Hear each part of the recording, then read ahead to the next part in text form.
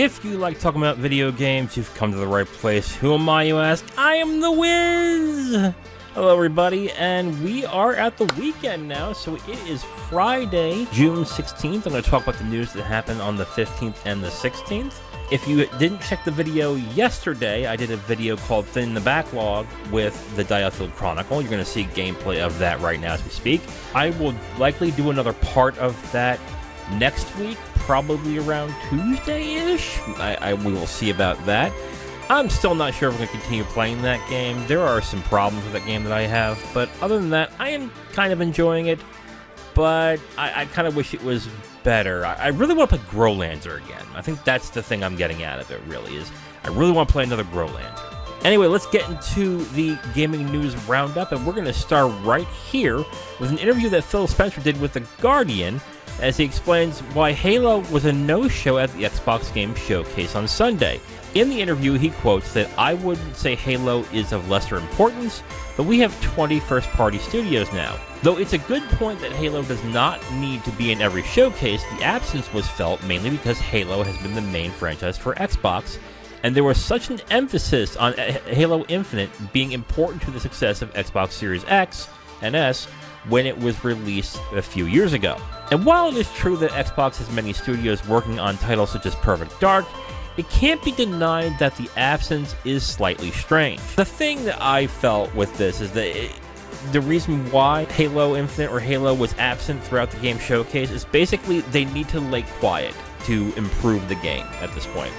And to be fair also, even if the game was a success, I don't think it was necessary for it to be in the showcase to just show an update as to what their new season. On the one hand, people are taking it as, oh man, they're really trying to lay low on Halo, which, sure, I would too.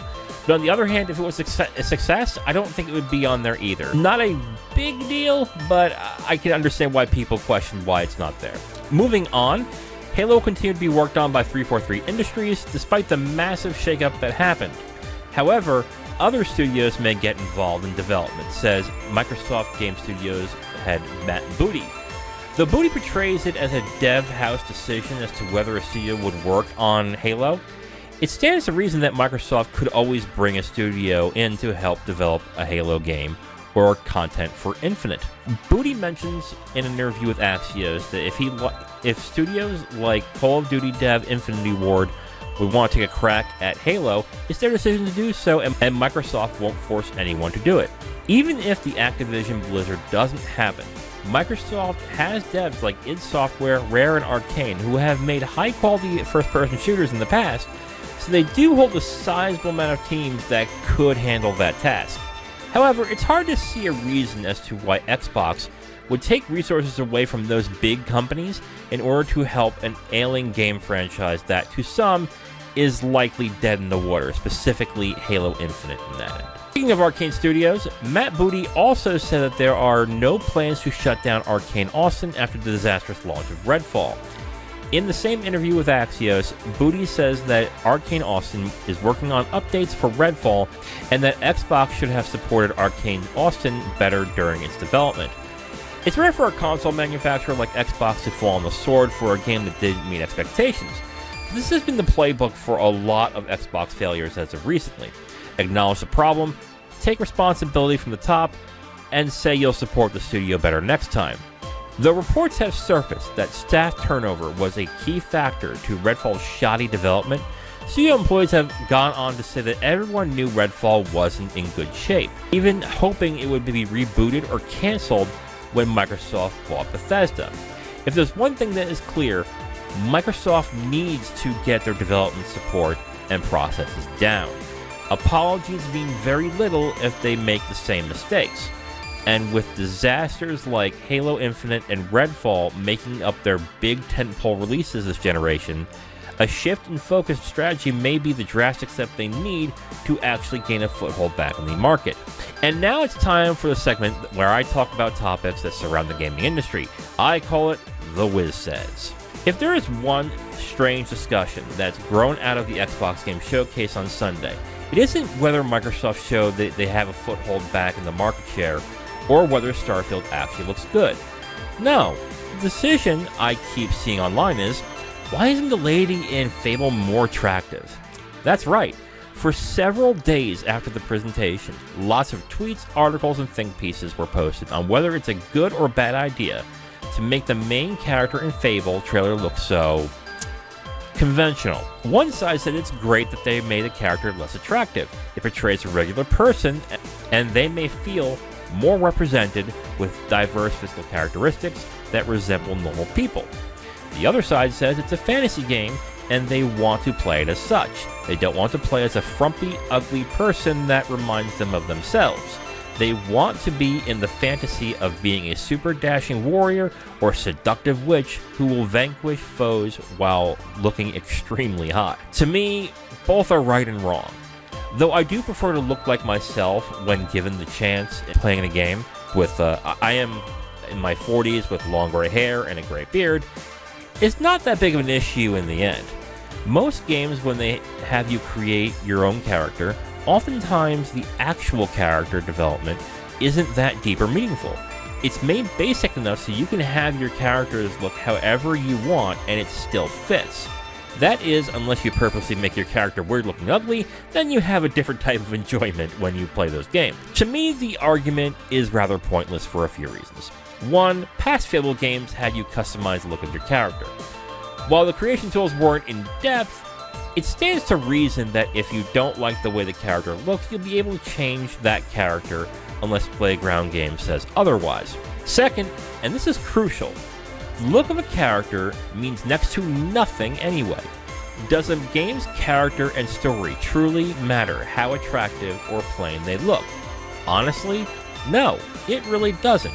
What matters is if the character is fully realized and is a believable character. I watched the classic Hayao Miyazaki film Spirited Away for the film club review this week, and I was reminded on the character Chihiro. Chihiro isn't a conventionally pretty young girl. In fact, several characters note how plain looking she is. But her look is the least important part of that character. It's the growth from a spoiled brat to growing into a responsible, self-confident young woman. Very few people talk about her messy hair and nondescript clothing. It's the way that her character grows throughout the story that makes people attach themselves to her. But this is a gaming podcast. I know you guys, I know I'm hearing this from some of you. We're talking about games here, right? So why not use an example of a game? I got the perfect one, actually. Gone Home is a game from 2013 that gained critical acclaim, mixed reception to most gamers. It's a game that had rich storytelling and fully fleshed out characters, but gamers didn't give it a chance mostly because they derisively called it a walking simulator. If they would have given it a chance, they would have gotten one of the best stories in gaming. It's about a college student named Katie who goes back home to her family's house only to find something has gone wrong with the entire family. You piece together clues as to what happened with your parents, and more importantly, what happens with your sister, Samantha. I'm going to give spoilers on Gone Home, so if you haven't played it, you can stop here. In Gone Home, you come to learn that your sister is going through some tough ordeals at school, namely, realizing she's attracted to other women. Now, this isn't a big deal now in the 2020s, but at the time that the game is set, which is in the mid-90s, that's a fairly scary proposition to deal with at such a formative age when acceptance of gay-lesbian lifestyle was still considered taboo. The game cleverly and meticulously goes through the entirety of Samantha's ordeal, from realizing who she is to meeting someone who she's falling in love with, a girl named Lonnie. The 2 hours playing this game are spent looking for clues about how this person goes from being scared to accepting who she is and trying to love the way she feels comfortable. It is, without a doubt, one of the best stories I've ever played in a game. Full of heart, warmth, drama, and character complexities, it's one of the only games I've gotten an emotional reaction from. It's an example of excellent characterization, storytelling, and pacing. To me, it's a fucking masterpiece. Now, what didn't I mention in everything about Gone Home? Did you catch it? I'll give you a second. If you said the looks of the characters, you're absolutely right, and there is a reason why I didn't mention it. You don't get to see what they look like. You don't get to see their faces, you don't see their looks, their bodies, or the clothing they wear. Katie, your character, is in first person. Samantha and Lonnie are just contextual clues that you see here in an audio journal. The game lets you explore while finding more info on Sam and Lonnie, and it's better for it. Samantha is one of the best written characters in all of gaming, in my opinion. And I have no earthly clue what she looks like. And you know what? It doesn't matter. Kitty and Samantha could be black, white, Asian, Portuguese, Spanish, African. Doesn't matter. It literally doesn't matter. They are fully fleshed out, incredibly well-written characters that you can identify with while not seeing their faces. Which gets to my point. The least important aspect of any character in any visual art form is the look and attractiveness of the character being represented. If the character is attractive, if no other character even notices, who cares? If they're ugly, who cares? Unless the story makes a sordid effort to portray them as such, looks simply don't matter in the process of creating characters. And that is the problem with those who are fixated on looks as an important feature. With something so skin deep, how does it help create the character?